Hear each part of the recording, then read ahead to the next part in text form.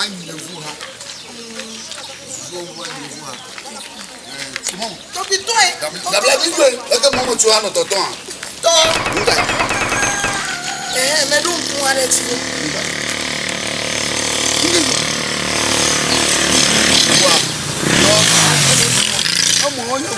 Aku prada alo me kpo akwani da ha ga bono obodo na kuno adoga No namla. adoga kudo obo no bijo Oh, to me be ma bi onya. Ni me bi onya ye choina. ni na ke ga jo Menye 1000 Ghana $. ga ole boni Elire. ali Fifi ai mi nya gbi ato le bank ko ma kwa. Ko to nya na. de mo ga ma ko no lo mbu ma ko ona ni Yo. Ni me chi obi de hoy. Ya ko fu de ko na. il faut que ma devie mi dogo le banki ko mo ta ga mi ya mo ho de ko to kuma abo mpu ga bia na mu Nya be to me ni obi de ola. Ko vide na. Oh, what you tore mama life lede. Ko de le me na. le ka ta mi anyu ni ko na ga klen ku a Menye kpli we bank ko ma. Menye be na na molo. Nye ga kele gbore. Ko de le me na. Nye me be na nam crown. ta ga ko to kuma na e wa chi ave no ko to ku nye me ga e wa chi ave no Dogby. Enya be ndeke me la pa me fia na mi gavada. eh boji di mai ke foma ne ga da po to ani e de susue Africa. Again, to watch it on you when they want you to go for. Ita me be me ga to mo be te ye putu to me. To pa o ga ma flo what ya si de ka. Sa To bi nge ba bi fia. ngejo Fa. ngejo Nde di lo. ngejo Nde bi. ai awe wa ja fo pe Me nye tu e ma. ngejo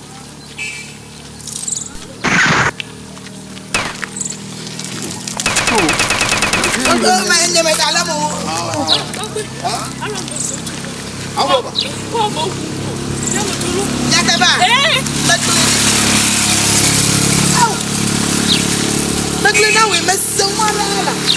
Me se tu aba di lo. ye me ya ju ko fu ibe Ane ya nyomi tre. Me se tu aba di o. mo mo ga ko ji na lo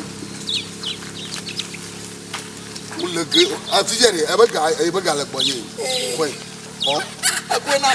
ko Na kwe ya. mo ga fo wa nu lo O ma we. mo ga fo wa nu lo Ah, mi jo. mo ya ji mo na no ri pani to gbo mo pani to gbo mo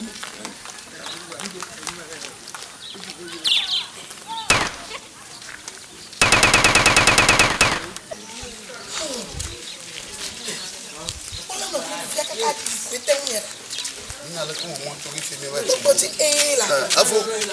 afo ase fi fi to nko le jo ma Ba am ro ba ma. O wa to mo to. o la pa ko dia Ah, o ba bi fi a o mi da ko ni mo police over. O ba lo. Police va la wa. O ba lo. Akwe na ma. E ka ya ni je mo fi a ba ime. Ya te ba. O ba lo. akara dia ko on to ko wa O yen to mo le fuma fi ba lo la. Fi ma ko mo to ba ime. Oh, Ah, ko mi le senya. oh Fika. so ko to ma to ma ko ba a ti o le mo ji lo wa mo wo ju tu de mi bu fia. a ju de mo wo ya A ku ju di agboju re. abono ye be o ma jo bo mi ti de gbe o ke ka to re dia akpe ka Kene do wumre. oh wa ma o mo le do ji do je na nyo wo afo Ala pe nya mo to ko lo. Ya te ba. akpe ma ma jo Ye me ga kula ha ra ga na o so di ko. bo akpe ma ma jo ga mo ko na si choke ta ro Ala pe. ya ka mo to ba ya e wu je ma la Mo ti. Ora. ko ga da Abara ka menyo na mi. ko ga da Ke ga ga. ga mo ko do mo ja Nga nka pe. ga nya mo ko do mo ja la E ga ga be ko he fe na ma. ko ga nya mo ji na mo lo E ko ga na mfo. Ko ga na. Nye. Oh, Ye me ga ko be no ma ko nka pe ga no. oh, blow. Ah, fo ha sera. awa fo de se la ko Let's senya na mi. Oh, fuck it. Oh, pọ̀jìrì na sira la. Eh. Ye pe nya pe to bank fa. Oh, towe nyemegbo. Senyarai. Yo be migbona me po wati tore ma pli. Nye galen. Fo me nyemebe de ko gapete na mo. O mo gale ya. Nyebe galen afi o ba ho gale banki. Fifi nyemebe de ko gapete na mo. Non ya be a chanre duga. Le to antino. To nyanti nam. Na ma kokko fle wache nyemebe ne nam. Akwe fle wache. Ma gawe che. So nyebe imeganya akoke na mo. Imenye na ge han. Fifi imi se tu abe didi gbogbo are. Isro nye de ga so be. Eka. Oh! But di ma bonya boy. Na ma bonya. Isro nye de ga na mbe. Eka ya. Me poka ya ni kwa. Me de kale nwolo. Eka dere tonye pepepe. Ma kwe. Ma hoga. Doko ga da sina. Imbe kareje be o ma kwe tonye. Ikwe hefe nam. Iko gare. Ko hefe nami. Abe ikwe hefe no. Abe ikwe hefe nam. Aglonyama. So, tatu abedi di tamakwe amroba oi. Baba kwele isi. Avovon. Yinya me kwe kotira rofa. Obo ba lamroba o tamakwe na e. Oh, fifi ye no ba lo o. What? Ko ma na sha pa me ofo. O ga biju. Asi bi ade. Anya le wa joro pe mo gbe ya lo. Ikwe ba tutu ala te. Ese o makaba ga egbo. O gbe be gawe. Ibe gala nchi nyamanya. Yo bia moji maba ibe gala nchi. Ese makaba ga ba le nchi ma. Chima titi le. Makaba ga le nchi ya. Ya auto we ya le nchi. To ni ma le nchi. Ko ga dura. Ya de boji. Ebe ye kwe ko hefe nam. Afo aglonyama be aglobe ko hefe ni ha. Bo E ga ro bonye fia. Lai. Menye gbe Hausa to we gbe. Nde jojo ga. Cho. Awo. Mapogo. Me ga jo ofo ga agbojiri. E ga ya. Jere. Ye me ga ne le gbo wari. Me de be ko hefe ni ha. Nde jojo ga. Mo do be ko hefe na. E be ko hefe nam la. Ela ko mi mline la pe me ya ko mi ga mlige le fia. Enya. Nyama si de ga ya. Ka fa mmanya igegbo. Aha. Apa mmanya igegbo. Na fia ti ga me jojo gbo. Mimi antu no to ele ke mi oke ha. Alo blenilo. Oh, efo. Afo blenilo. Ko ganiku. Tia. O ha menye jeje ire ke nanyo. Abo kere. Odro na nyala. Me de be ko ganere be ka ho. Awo, menya imo. Abo kenya we. Bia we de. Kena de gadugo. Ya na de ya to alama. Ba ko to ho. Ga de tonya tututu. Figa wa so plenya ma. Aga de to tutu. Awla, kaje. Figa so plenya ma. Figa wa so plenya ma. Oh. Afu ko lo ke. Million de kare ka ma wo.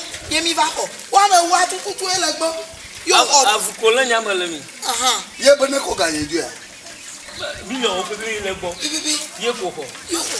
Yo bo na ko de be ga ho. E ga be ma ga.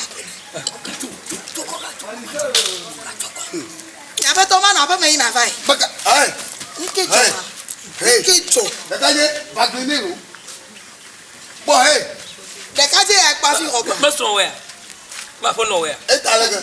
Ko ga jo. Na sia wa una. Bata lo nde jojo ke tete. Ko je wo ti mi ko. Nkejo ke. Nde jojo ke. Mi ko ti di. Nkejo ke. Ah, mi ko ka. Mi au bo mi. Ko ti me ko ga be. Efo bledelo. Ko ti di. Efo bledelo. Ko ti ma ho ga. Ma jojo ke dialo. Ma ko no. Amoku. Yento ma ho ma ko no. Yento ma ho ga ma ko no. Ko fola. Ma ho ga ma ko no. Bogugalo. Bogugalo.